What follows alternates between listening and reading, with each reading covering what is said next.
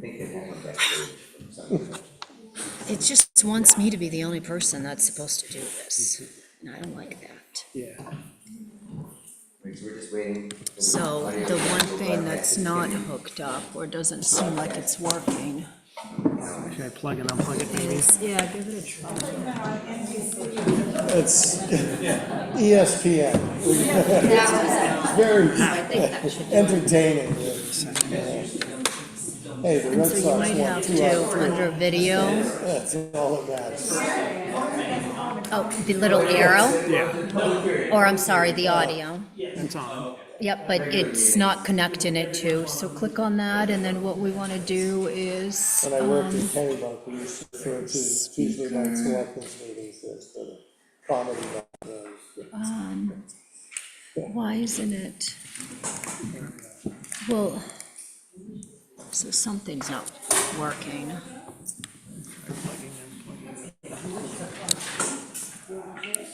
Oh, that's sounding good.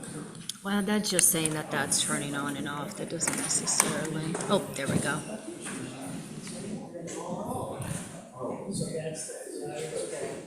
Yes. There we are. And then just make sure that up here it says YouTube, and then now you know it's live stream. Okay.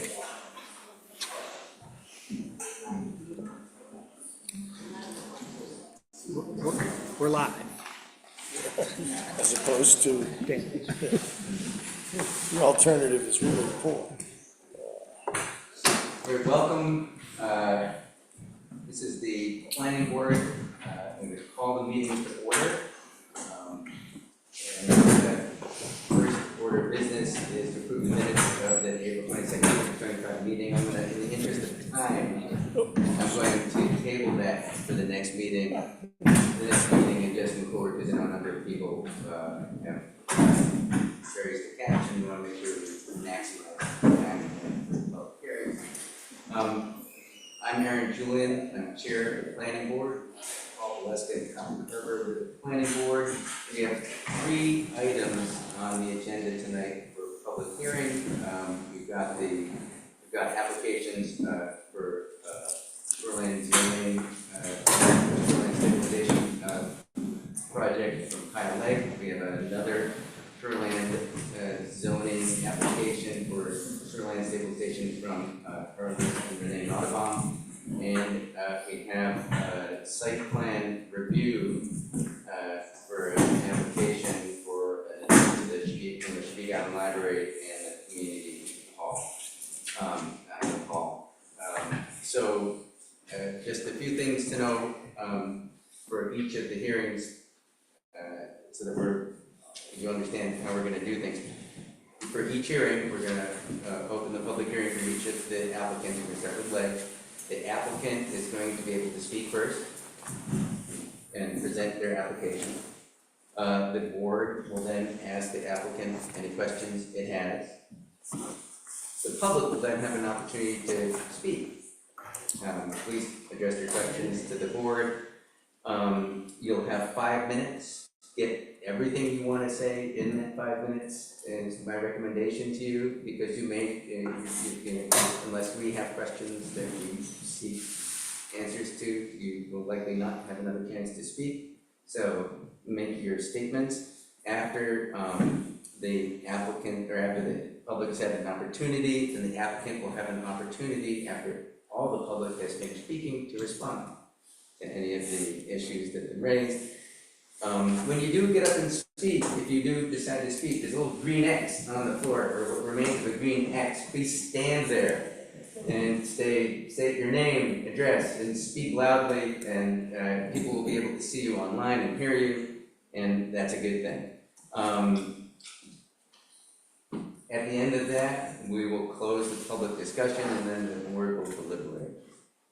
And if we could always reopen the public hearing if we so desire.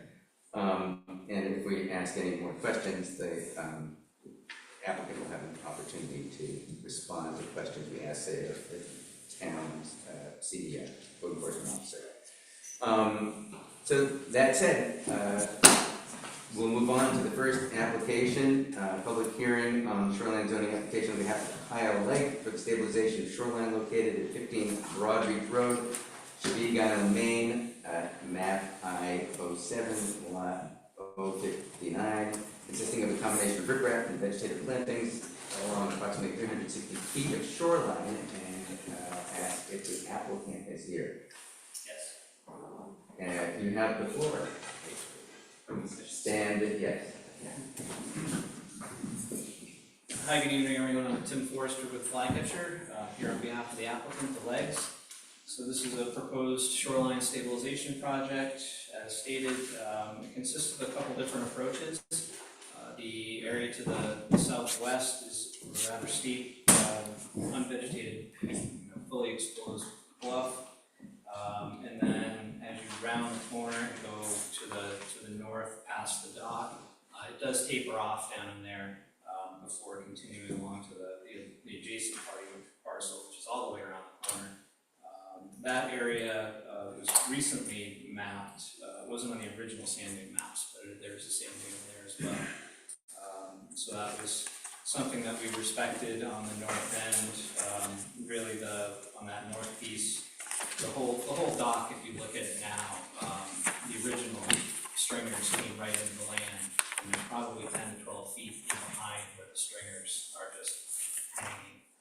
And the sonotubes for the beginning of the stairs, which are in the upland, are now exposed. So there's a pretty substantial amount of change that's occurred there. So the proposed project is to riprap that area under the stairs and around the corner to the south. And then on both ends, we're going to go to a more organic approach of using core logs, which will soften some of the wave action that you can get that bounces off of riprap in multiple directions. So as to try to stop some potential of end-wrap scour. But the neighbors, the applicants also own the adjacent parcel. So if anything were to happen there, it would be occurring on their own property. And then on the north end, that's going to help too, because we're going to cover that with sand and then plant some additional beach grass. So hopefully we'll aid in the salt marsh. There's a lot of trees out there, some rather large oaks that are hanging over, about to fall. So those will need to come down. We will replant those, and we are also proposing a rather substantial vegetative buffer in behind what is currently lawn. So trying to increase the vegetative buffer. You get sheet flow that comes off the lawn, comes off the house, makes it over the edge. So your erosion typically happens in two directions, from the water and then your how the interactions with the land from above. So that vegetative buffer should help in reducing that. The project was reviewed by Maine DEP and a permit was issued for that. We also went before the Coastal Waters Commission, and there's a recommendation or a sign off, if you will. It should be in your packet from them. I did go back out the other day, Friday actually, just to double check and see how things were. It's a long process to get approvals. Oftentimes things will change, sometimes substantially from when you first start permitting a project when you actually get there. So the trees aren't getting any better, and the unvegetated bluff continues to slow. With that, I'd be happy to take any questions. Okay. Do you have any questions? How long is the project gonna take?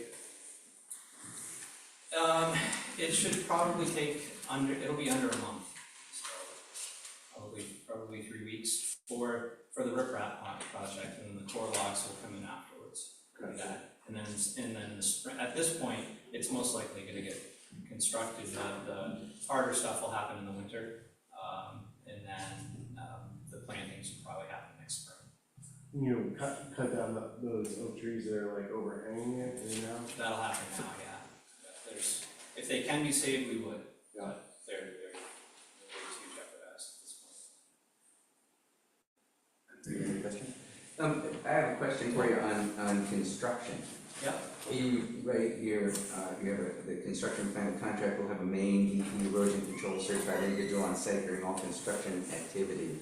So is that the oversight that generally will be on site to make sure that everything's done in compliance with the DEP permission or approval that was granted, or is there other oversight? Yep, so there are two entities that'll be doing the project. The riprap work will be done by Prog Marine. So they have their own DEP certified erosion control person, and then Flycatcher's gonna put in the plantings with this, so I am certified.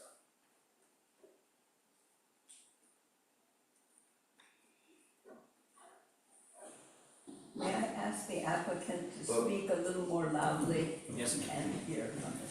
And is that somebody's on site daily, or is that, how often is that oversight done? No, it's a requirement of the DEP permit that you have, anytime there's soil disturbance, that you have an erosion control specialist on site.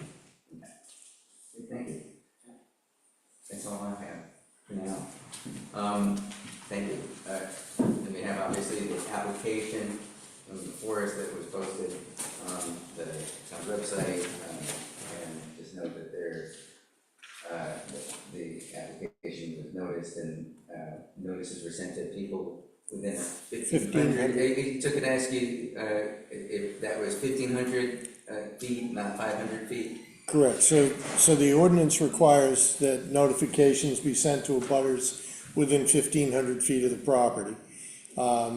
There's another section in your ordinance that talks about 500 feet, so when we got the original application, it came in with a list of 500 foot surrounding, and when I pointed out the 1,500, Flycatcher came back with an updated list.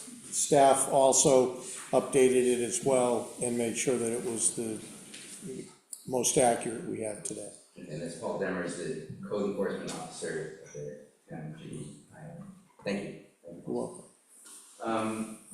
We also received note the Coastal Waters Commission report, which is required under the ordinance that indicated there was no structures below mean high water MHW mark, and so they did not issue any recommendation as a result.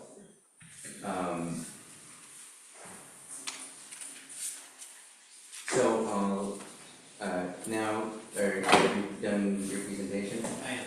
All right, so I will now open the floor to comments from the public. If you would like to, please state your name and address and stand on the green X. If you have any problems standing on the green X, let me know and we'll accommodate. You come on up and line up. And, I'm just grabbing paper for myself.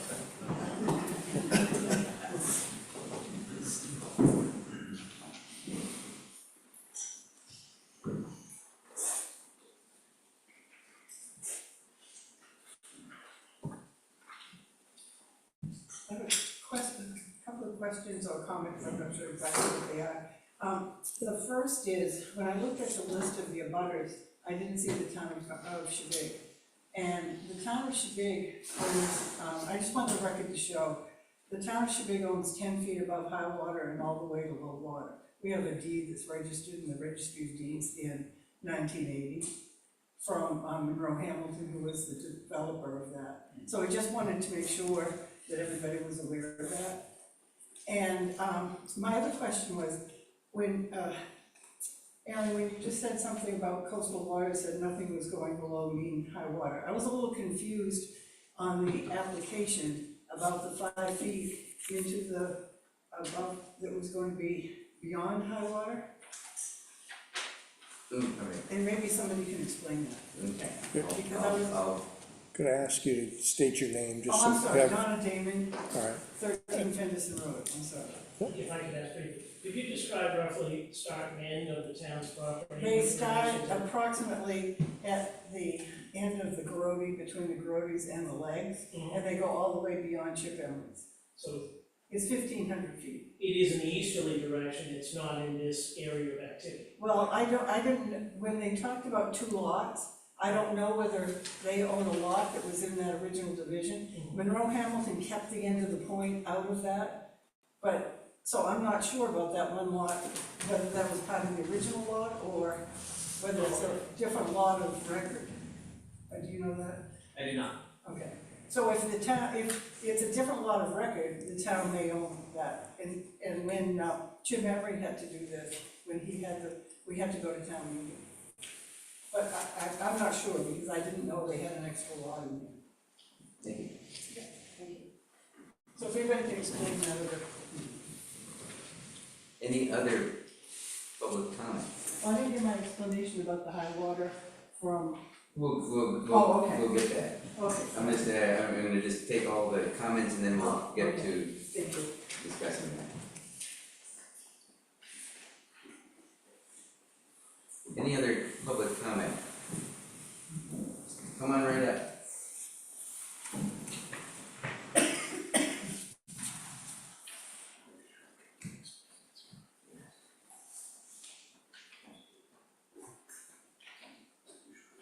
Hi, Eliza Adams, South Road.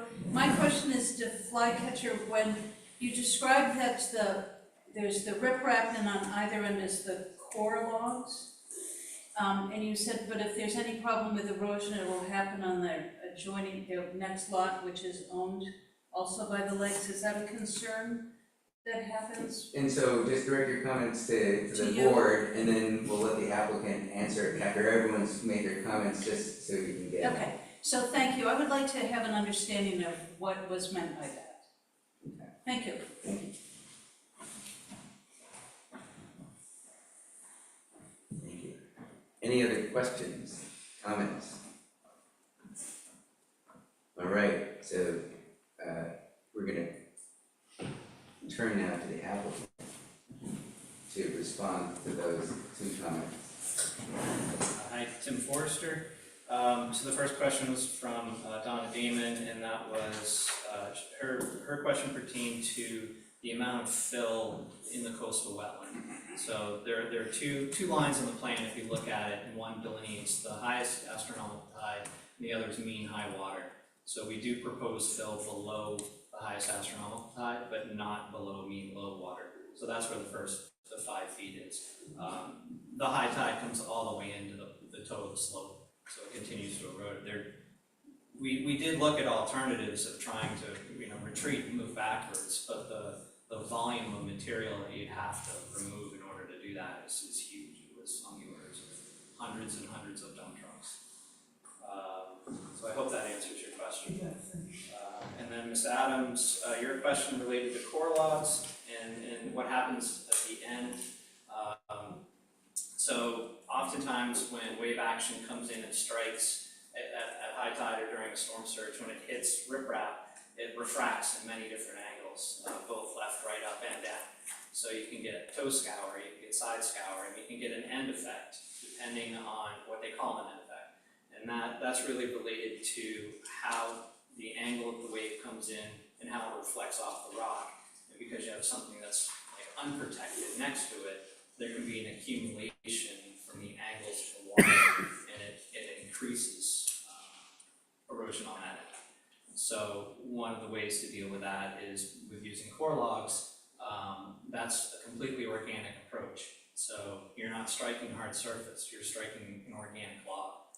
So it's the intent is to lessen that. But that end is still within the applicant's property. So end effect is somewhat focused, but it's intentionally focused within the applicant's property. So if there is an issue, it stays on the applicant's property. May I ask a follow-up question on Yeah. mean high water? Just to clarify, because they said low, mean low water at some point, so I misunderstood. Oh, I didn't name this fee. Okay, my apologies. So the highest astronomical tide, mean high water, and mean low water, which is way far off, has nothing to do with the project. But so this is all above mean high water. Correct. Thank you. That's it. Right, we're gonna close the public hearing on the matter, and then we'll talk amongst the board. So, first, I just wanna note that it's all above mean high water in terms of the structure that's being put in place. And so, as I look at the ordinance, when I look at, there's section 500 standards and then there's section 308 standards, I don't think any of the standards in section 308 apply, because all of those standards in section 308.4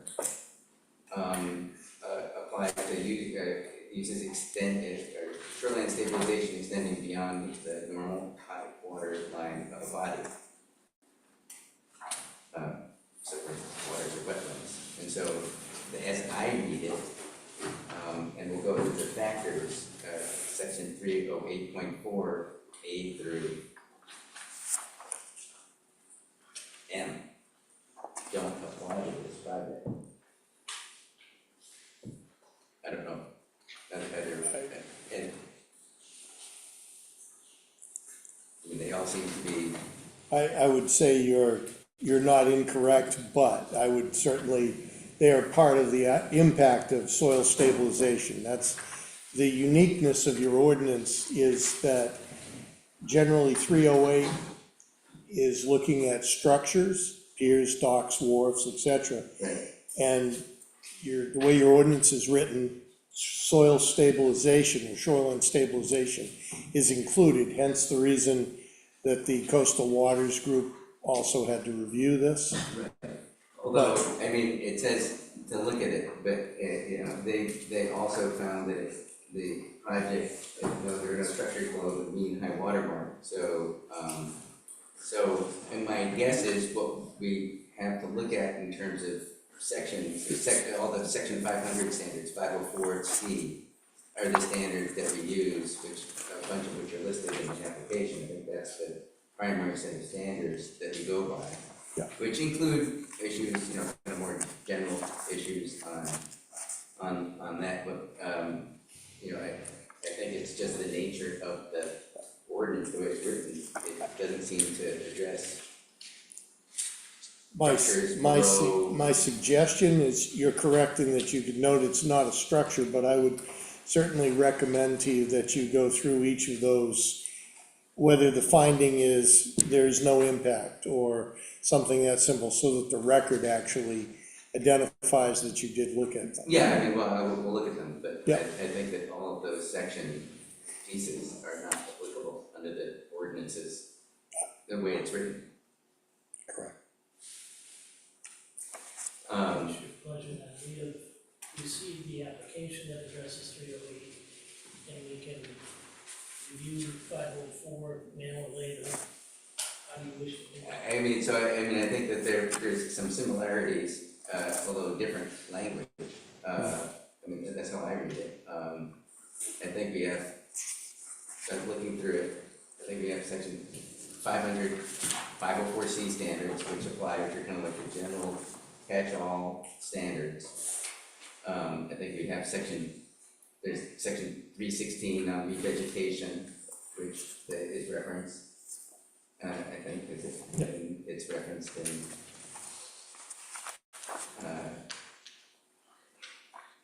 in one of the provisions. Yeah, it's section 300 general regulations. It's kind of circular. And then there's section 204, which are not particularly substantive. I guess what I do is I go through the 500 standards, and I go walk through them one by one and see what we think about it, and see how it compares to other items in section 308. Our shoreline zone ordinance 504, item C. After submission of a complete application to the planning board, the board shall approve an application or approve it with conditions, if it makes a positive finding based upon the information presented for the proposed use. Number one, will maintain safe and healthful conditions. For the go forward with it. Yeah, we'll just go through them and then we can talk about each one of them. Number 2, will not result in water pollution, erosion, or sedimentation to surface waters. Number 3, will adequately provide for the disposal of all wastewater. Number 4, will not have an adverse effect on spawning grounds, fish, aquatic life, birds, or other wildlife habitat. Number 5, will conserve shore cover and visual, as well as actual points of access to the inland and coastal waters. Number 6, will protect archaeological and historic resources as designated in the comprehensive plan. Number 7, will not adversely affect existing commercial fishing and maritime activities in a commercial fisheries maritime activities district. Number 8, will avoid problems associated with floodplain development and use. And the last one is number 9. It is in conformance with the provisions of section 204 zoning districts and section 300, the general regulations. So that is 504C.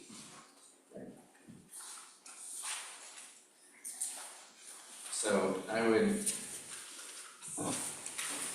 looking at the application, the materials, and the attachments, including the Department of Environmental Protection materials, the approval that was included in the application,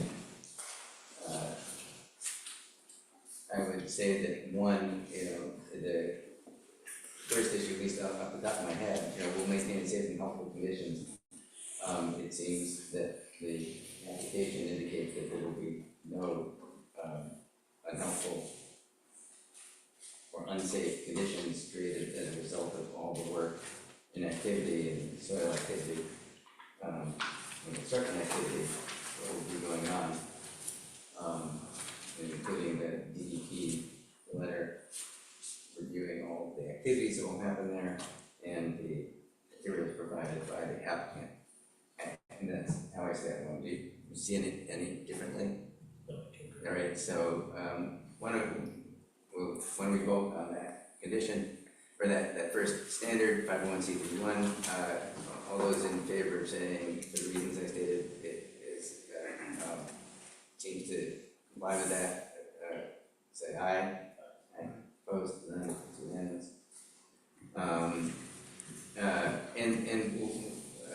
Two, will not result in water pollution, erosion, or sedimentation to surface waters. I think there's extensive review of the materials, and especially as stated in the Department of Environmental Protection letter that approved the project. It looks like there were a number of revisions to the project in order to improve upon the impact of the project on erosion and any sands, and it appears from the materials here and application materials that it would not cause unreasonable erosion of soil or sediment, or inhibit the natural transfer of soil from terrestrial to marine water environment, and not spot the issue that movement and supply of sand and gravel in the sand dune system, or unreasonably increased erosion has in the sand dune system, providing the excess material from regrading and spreading the toe stones, which is from the application, or one of the approval conditions, essentially. So I would move that we approve item 2. Any discussion on that? Hearing that, all those in favor? Opposed? None. It's unanimous. Item 3 will adequately provide for disposal of all wastewater. I don't think that applies, because I don't think there's any wastewater as that word is used in our ordinance and contemplated here. So, any discussion on that? I move that we approve that one. No discussion. All those in favor say aye. Aye. Opposed? None. As not applicable. Item 4 will not have an adverse impact on spawning grounds, fish, aquatic life, bird, or natural habitat. Again, I turn to not just the application and its statements, to that item in the application, item number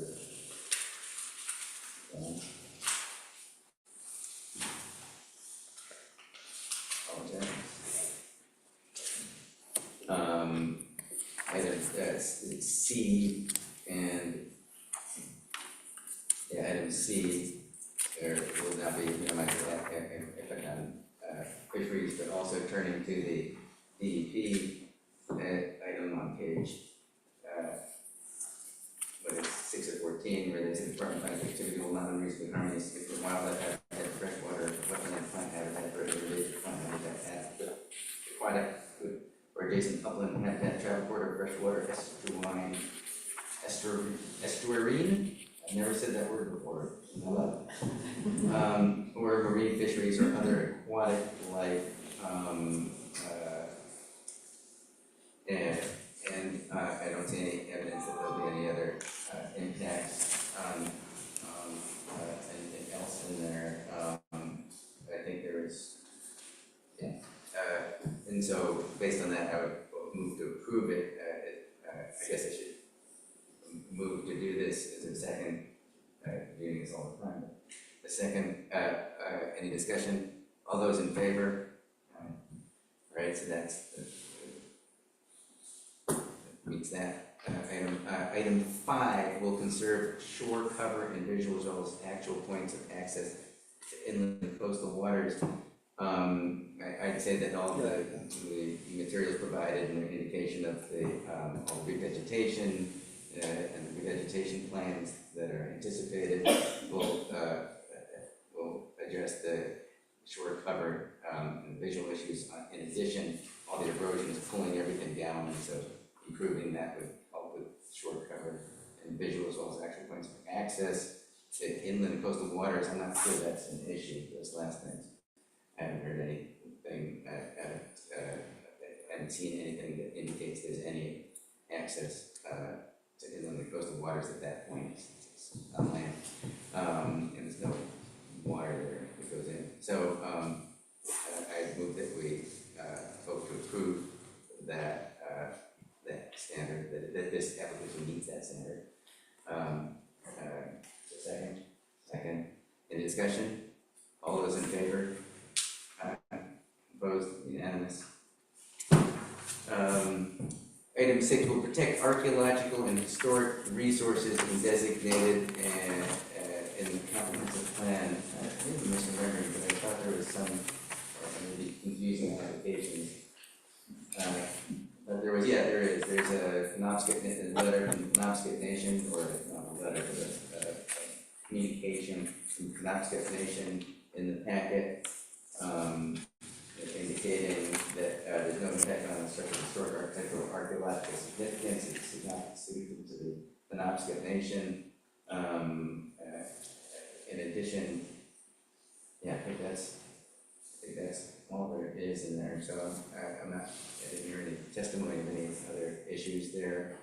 And so I would move that we that this application meets that standard on the basis of the second discussion. Hearing none, all those in favor? Aye. Opposed? None. That's unanimous.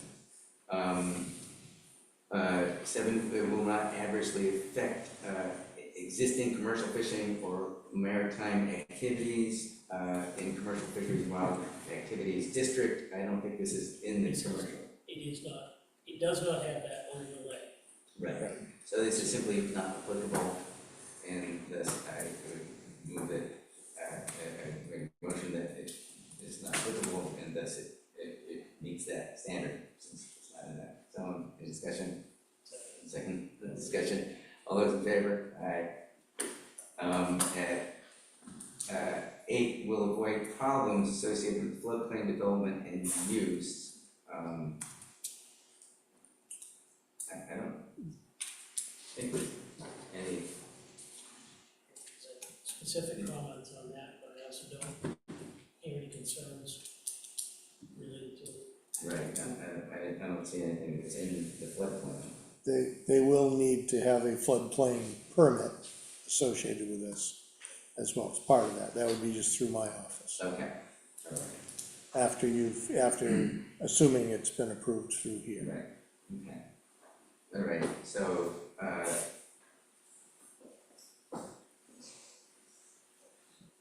as there's a floodplain permit that's needed, and I don't see any could be any problem, floodplain development use. I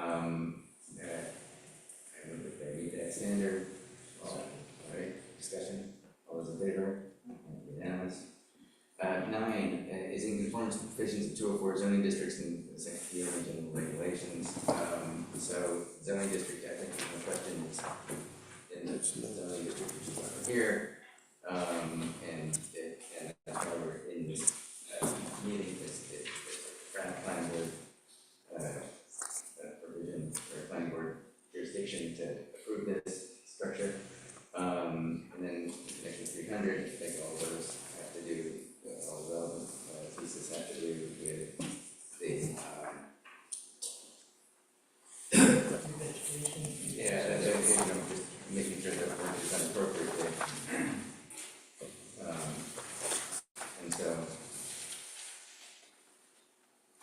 I move that it meets all of those requirements. Alright, any discussion? All those in favor? Opposed, none, unanimous. Then, to the section 308 standards,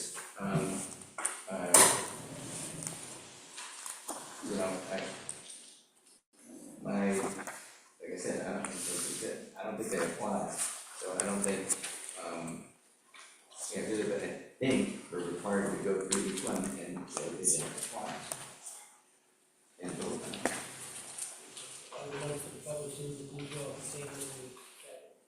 Yeah, all the same. So, going out to 308.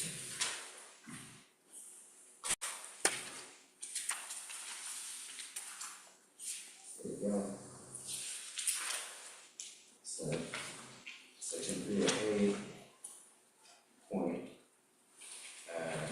4,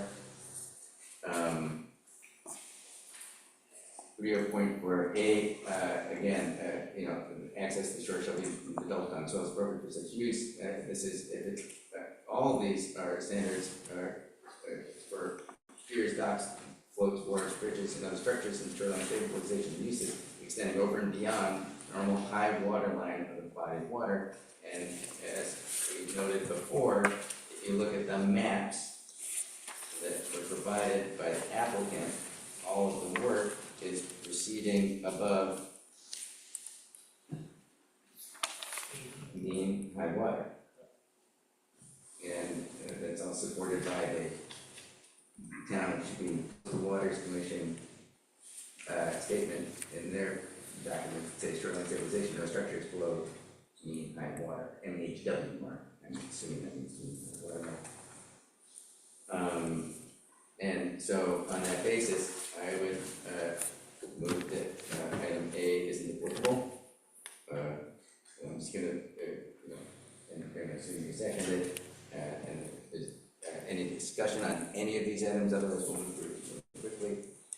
On A, all those in favor of saying it doesn't apply. B, location shall not interfere with existing built natural beach areas, again, below normal high water. So I don't think this section applies. So move to say it doesn't apply. All in favor. The facility shall be located in C so as to minimize adverse effects on fisheries. Again, although all the documentation shows, just as with B, that there will be no restrictions on, in that case, sand movement and soil movement, and with C, that there's, no effect on the fisheries. Nevertheless, I hold that in addition, it doesn't apply, because in fact, 308.4 only applies to things over and above the water. So, we move, we say that that doesn't apply unless they meet 308.4. And second, no discussion, all those in favor? All right, that's unanimous. Facility shall be no larger in dimensions of D than necessary to carry on an activity, be consistent with surrounding character and uses of the area.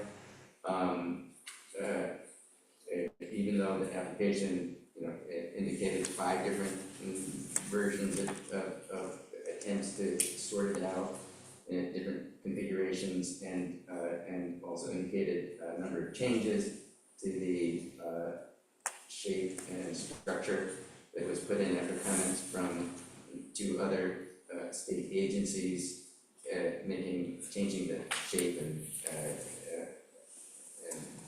design of the structure. Nevertheless, because of the wording of 308.4, do not believe that this applies, and thus I would, for both those reasons, say that this actually meets the requirements of 308.4D. Second. Any discussion? None, all those in favor? E, no new structure shall be built on over above. I'm gonna group E, F, and G together because this is taking a long time.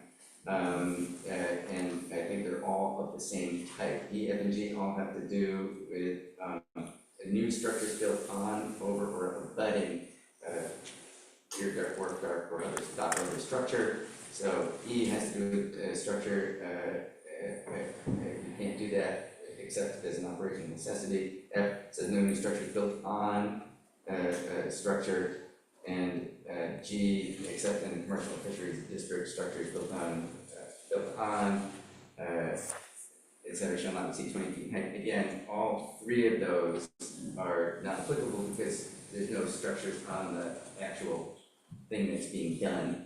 In addition, 308.4 only applies if it's beyond the normal height of water, if this is above it, so it's not applicable, and thus for both of the reasons I say it applies. Second. Any discussion? All those in favor for E, F, and G?